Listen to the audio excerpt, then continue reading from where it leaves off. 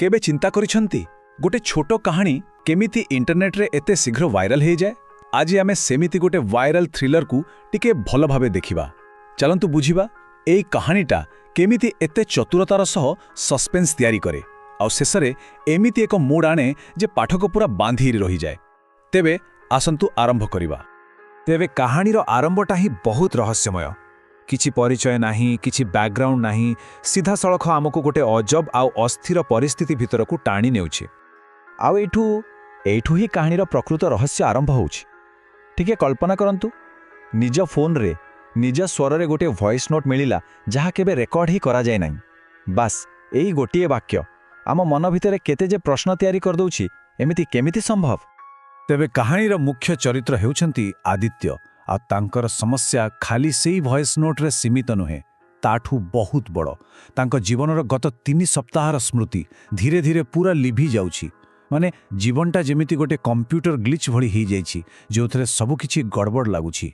आउ एइटा ही रहस्य को आहुरी जटिल करि दउछि। आदित्यंकर एई जो व्यक्तिगत समस्या ताहा आहुरी बढ़ी जाउछि, काहेकिना से जेतेबेले तांको हजिला समयर सतकु सामना करूछंती परिस्थिति आहुरी बिगड़ी जाउछि। तेबे चालंतु देखिबा एसबु तांको उपरे की प्रभाव पकाउछि। एडी देखंतु परिस्थिति केत्ते गंभीर। गोटे पटे तांको सांग माने कहउचंती तू काली एठी थिलु, तू 2 जण लोकंकु भेटिथिलु। आउ अन्य पटे आदित्यंको मुंडरे किछि भी नाही, पूरा ब्लैंक। एही जो फरक एइटा ही देखउछि जे से केते असहाय आउ एकुटिया हे जाइचंती। आउ ठीक एतिकी बेले कहानी रे आसुछि आउ गोटे बड़ मोड़।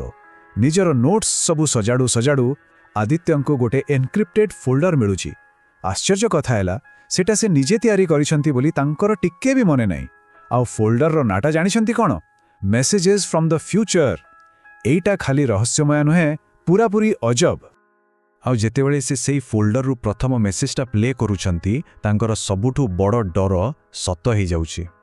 कारण स्वरटा तांको निजर, किंतु से कहूछि जे से भविष्यतर आदित्य। एई मेसेजटा केवल तांकर परिचय दौनी, बरं मनरे संदेह और अविश्वास भरी दउछि।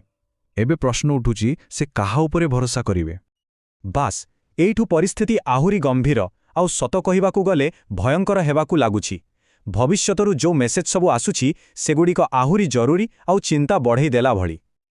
आउ एबे देखंतु कहानी रे गोटे टाइमर लागि जाउछि, 72 घंटार काउंटडाउन। एइटा गोटे बहुत पुराना किंतु जबरदस्त टेक्निक जहा उत्कंठा को पूरा चरम सीमारे पहुंचाई दिए। एहा आदित्यंको उपरे प्रबल चाप पकाउछि, कारण जदि से किछि न करंती तेबे से निजकु ही सबुदिन पई हरई देबे। एई मेसेजटा सतरे छाती थरई देला भली। एहा परे आदित्यंकर समस्या आउ खाली निज भितरर स्मृति हजिबा कथा ही रहुनी। एबे एइटा गोटे बाहरर विपदरे बदली जाउछि। किए जणे तांको उपरे नजर रखिछि, किंतु किए आउ काहींकी? ए प्रश्नगुड़ाक तांको मनर संदेह को आहुरी बढ़ई दउछि। एहाठू सीधा आउ भयंकर निर्देश आउ कौन हेई पारे?